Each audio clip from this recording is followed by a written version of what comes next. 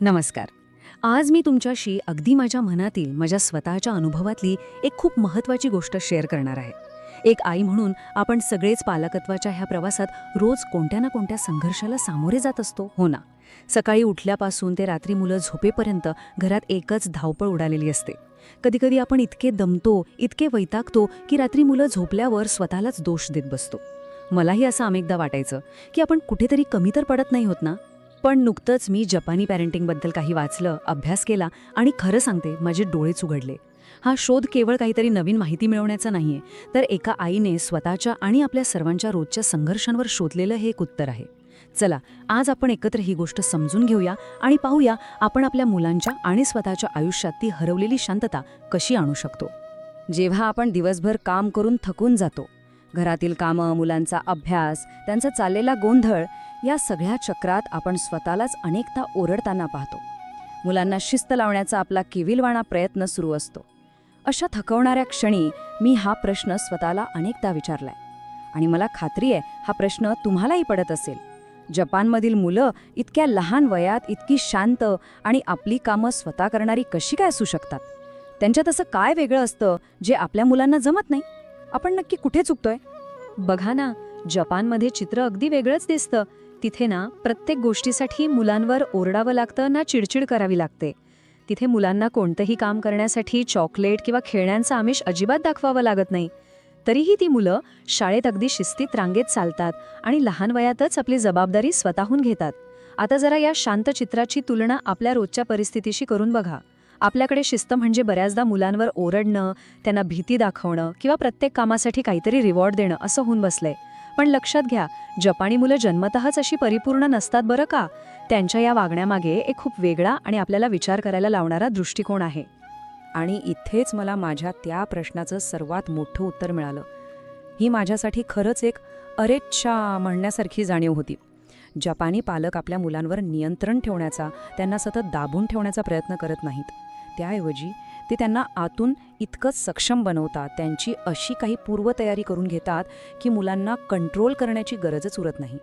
आपण आपल्या मुलांना सतत हे करू नकोस, ते करू नकोस असं सांगत बसण्यापेक्षा त्यांनी काय आणि कसं करावं यासाठी त्यांना तयार करण्यावर भर दिला पाहिजे.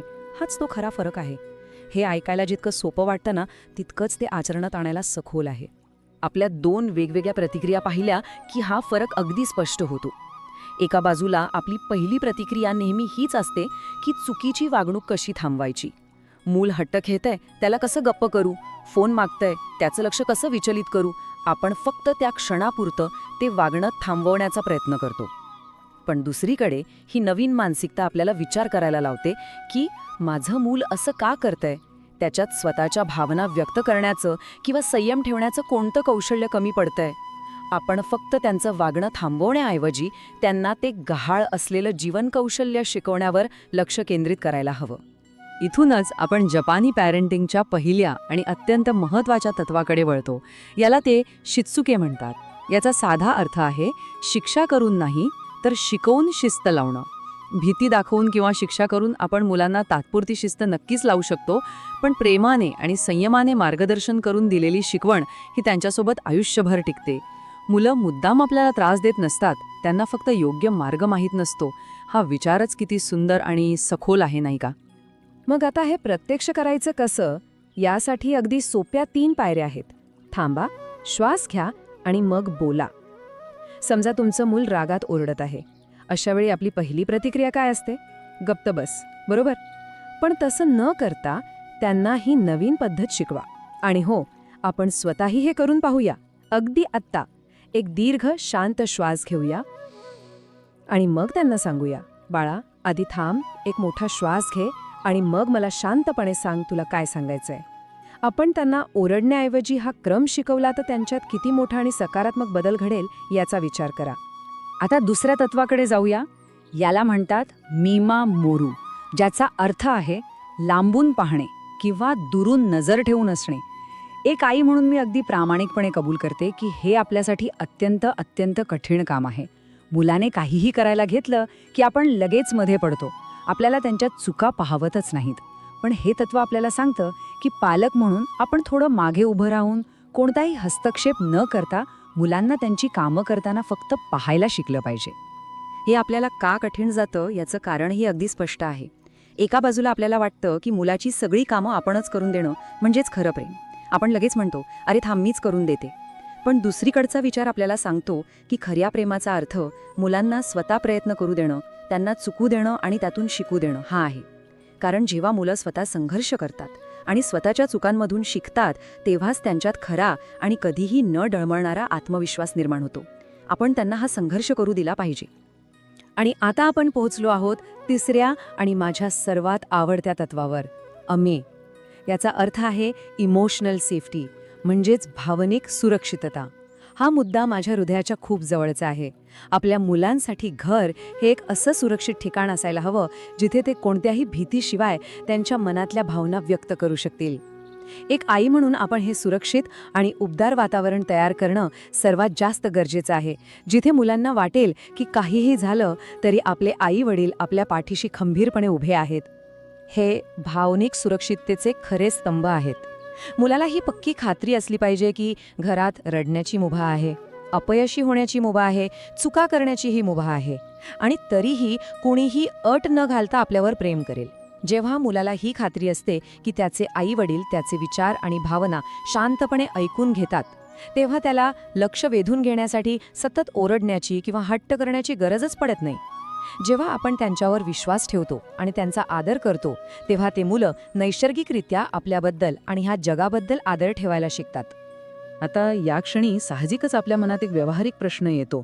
जपानची संस्कृती वेगळी, आपली संस्कृती वेगळी, मग हे आपल्या घरात खरंच शक्य आहे का? यावर माझं अत्यंत आत्मविश्वासाने आणि खात्रीने उत्तर आहे, होय, हे नक्कीच शक्य आहे. कारण चांगलं पालकत्व हे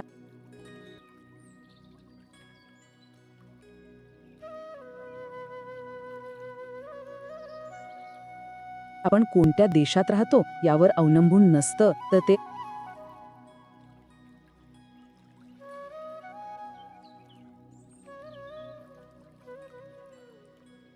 आपल्या मानसिकतेवर, आपल्या विचारांवर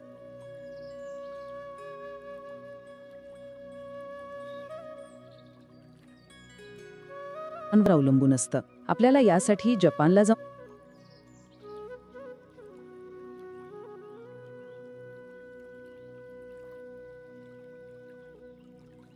राहण्याची गरज नाहीये, फक्त आपली विचारसरणी थोडी बदलण्याची गरज आहे. मग या भावनिक विचारांना प्रत्यक्षात कसं आणायचं, यासाठी काही अत्यंत छोटी आणि रोजची कामं आहेत. आपण आजपासूनच याची सुरुवात करू शकतो. मुलांना आपली प्लेट स्वतः सिंकमध्ये ठेवायला सांगा. त्यांच्या शाळेची बॅग स्वतः भरायला शिकवा. बूट जागेवर ठेवणं, सकाळी उठल्यावर स्वतःचं अंथरूण नीट करणं. या साध्या कामांसाठी त्यांना कोणतंही बक्षीस देऊ नका किंवा काम न केल्यास कोणतीही धमकी देऊ नका. हे त्यांच्या रोजच्या जगण्याचा एक नैसर्गिक भाग बनू द्या. पण हो, हे सगळं इतकं सोपं नक्कीच नसेल. वास्तव हे आहे की मुलं सुरुवातीला हे विसरतील, ते काम करायला स्पष्ट नकार देतील किंवा ते इतक्या संत गतीने करतील की आपला स्वतःचा संयम सुटेल. पण इथेच आपल्याला अत्यंत धीर धरायचं आहे, कारण त्यांच्या या विरोधात आणि त्यातून निर्माण होणाऱ्या त्या रोजच्या घर्षणामध्येच त्यांचं खरं चारित्र्य आकार घेत असतं. त्यांना स्वतःच्या गतीने जबाबदारी समजून घेऊ द्या. त्यांच्यासाठी अजिबात घाई करू नका. अनेकदा जेव्हा मुलं चूक करतात ना, तेव्हा आपल्याला अचानक खूप राग येतो. हा राग आवरण्याची ही एक अत्यंत प्रभावी आणि आपल्याला शांत करणारी पद्धत आहे. मुलांवर ओरडण्यापूर्वी फक्त स्वतःला हे 3 प्रश्न विचारा. काय त्याने हे मुद्दाम केलं? त्याला ते काम कसं करायचं हे खरंच माहीत होतं का?